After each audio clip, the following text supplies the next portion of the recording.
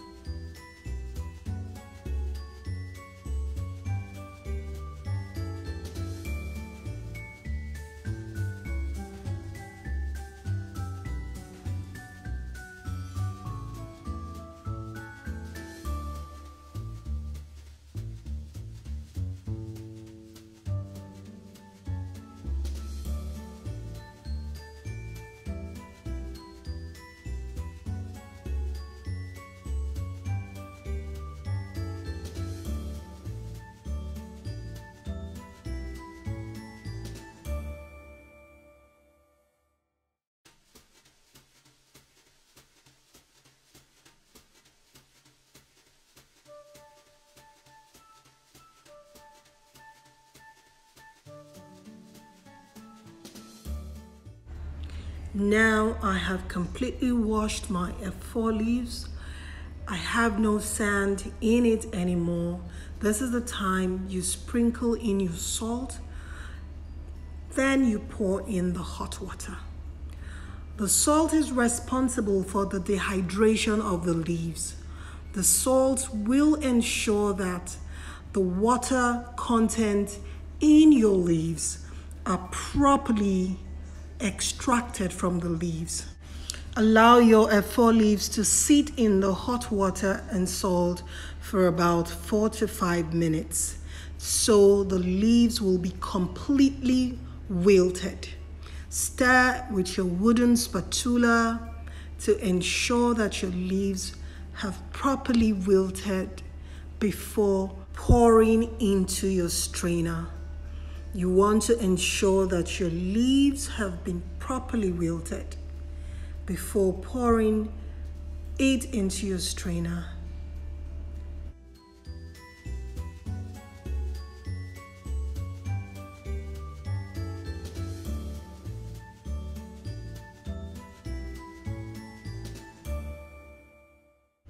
Pour your leaves into your strainer and compress using your wooden spatula, ensuring that you squeeze out as much of the hot water as you can using your wooden spatula. You might as well run some cold tap water over your hot leaves. That way you will be able to handle the extraction process using your wooden spatula without getting your fingers burnt in the process.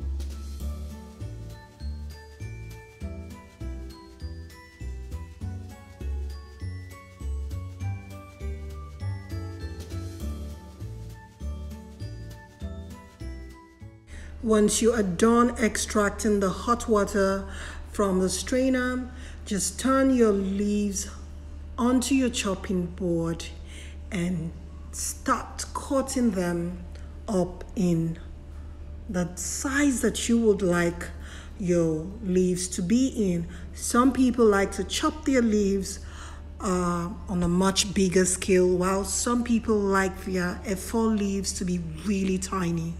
I like to chop mine in such a manner that the efo leaves are still in a biteable portion.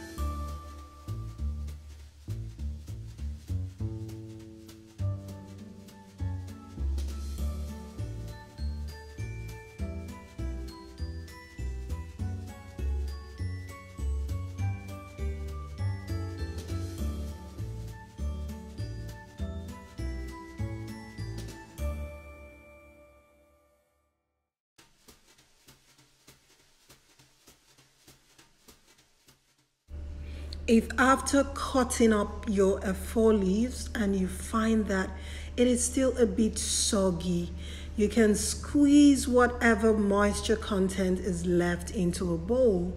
This way, you will ensure that your leaves are properly free of moisture content, thereby enabling you to have that dry, delicious pot of efo-riro soup.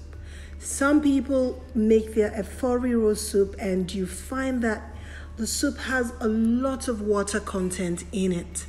This is the reason why some pots of efo-riro soup you find have a lot of water content.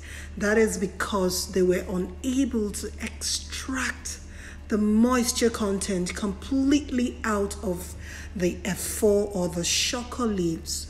So if you want to have that delicious pot of efo-riro soup and you want to be in perfect control of the exact amount of water that you want in your soup, dehydration process using salt and hot water is the secret to having that delicious pot of soup. Thank you for watching, and I hope you have learned something new.